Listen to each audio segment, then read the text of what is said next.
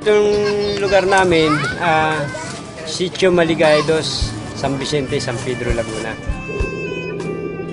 Siyempre, alam mo naman, ganitong lugar, squatter area, tabing release, dikit-dikit ang bahay. Madilim talaga rito sa lugar ko na to. Wala kami dito sa loob, lagi kami sa labas. Nadadapa kasi madilim, yung dadaan mo, hindi mo alam, may nakaharang. Tutulog na lang ako, wala ilaw eh.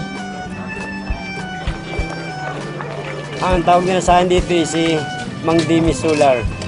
Napaliwanag ko yung mga bahay nila madilim.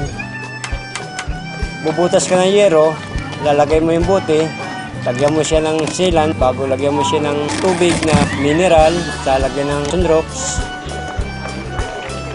Bago kabit mo sa bahay, lagyan mo sealant mo para hindi tumulo. Ganun lang kasimple yun. Dati yung ganito, ito kadilim nung bago ko pagkapitan. Ngayon, nung kapitan ko na, ito na ang liwanag niya. Yan ang liwanag. Pumili po ako kasi bote lang, tubig. Maliwanag na yung bahay mo. Bumaba yung ano ko, binayaran ko ngayon. Simula nung makabitan ako dito. At saka itong solar bottle bulb na to, hindi mainit. Dahil sa buti na yan, sa solar na buti na yan, gumanda ang araw namin. Ang nalagyan na namin ito ay bali 643.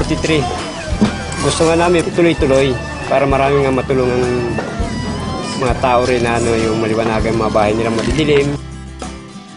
Parang katulad na rin ng bumbilya. Dati natin nakakalimutan at pakinabangan na ngayon.